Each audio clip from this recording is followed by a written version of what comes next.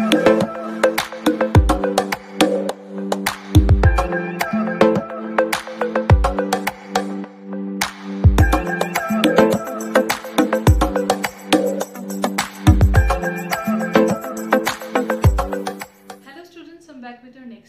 today's class, we are going to start a new chapter, Molecular Basis of Inheritance. Okay.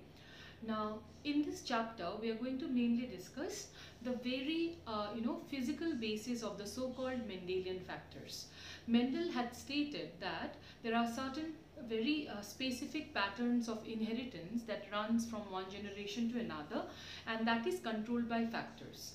But he did not provide any physical proof of the factors, and in this chapter we are mainly going to discuss about the physical basis of the factors, and that is DNA.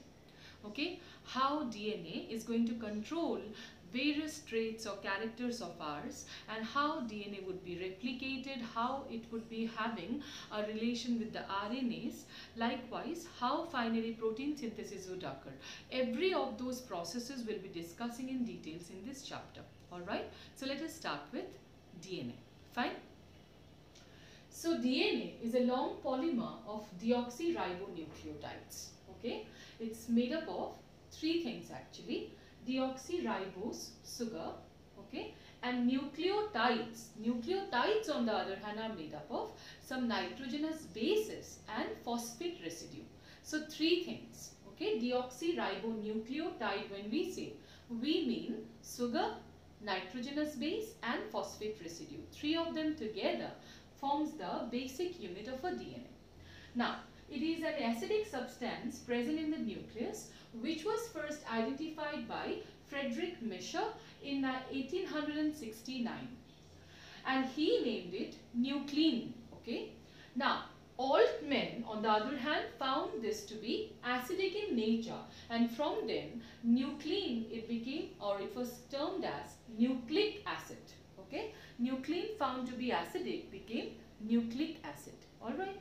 Now, the length of the DNA is usually defined as the number of nucleotides or as a pair of nucleotide referred to be as base pair present in it. Okay, and this is also going to be a fixed feature of an organism. Like for example, in E. coli, which has double-stranded circular DNA, there would be in its DNA 4.6 10 to the power 6 base pairs would be present. That's fixed. Likewise, for human beings, which has double-stranded linear DNA, the DNA would possess 3.3 10 to the power 9 base pairs. Alright, understood that?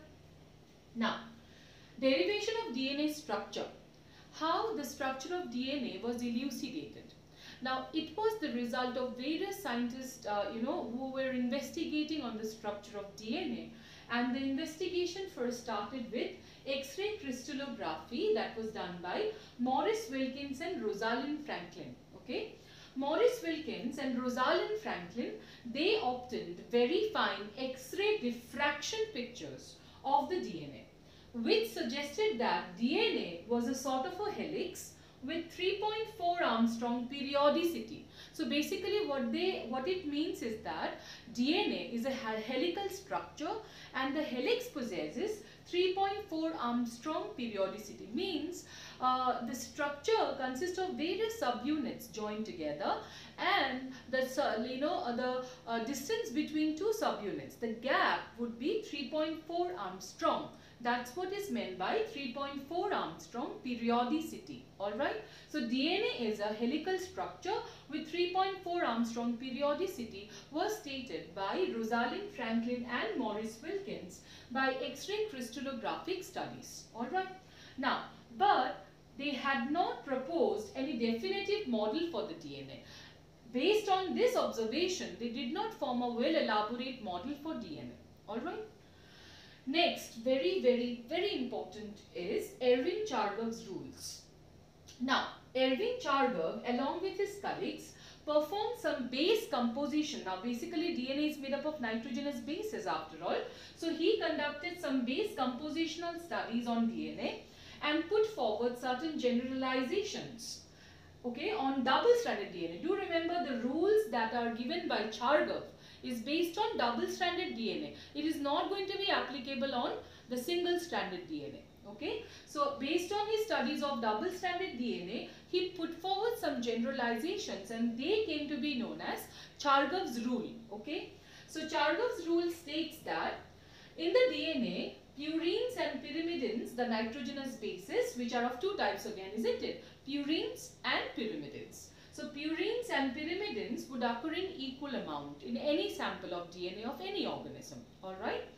Now, purines are of two types, adenine and guanine, whereas pyrimidines are of two types, cytosine and thymine.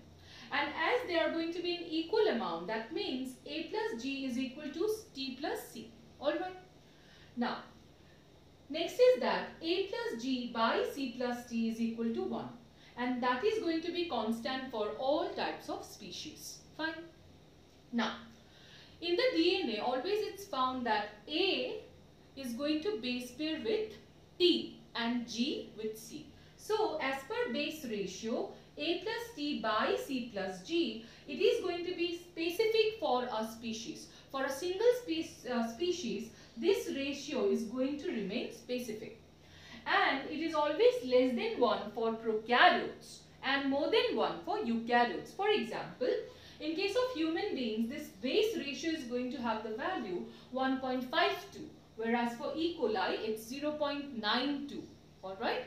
Understood this? This is going to be constant for a single species. Every species will have a fixed ratio for that. Alright?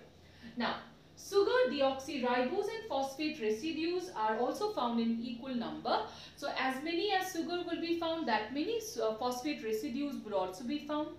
And purine adenine is equimolar with pyrimidine thymine. Likewise, purine guanine is equimolar with pyrimidine cytosine. So, these together forms the Chargaff's rule. Okay. Now, based on Chargaff's rule, it was James Watson and Francis Crick who finally had put forward a well-elaborate model of DNA structure, which is the most well-accepted model of DNA so far, for which they also received Nobel Prize. Okay. In the next class, we are going to discuss regarding DNA structure. Okay. Watson and Crick model of DNA. Fine.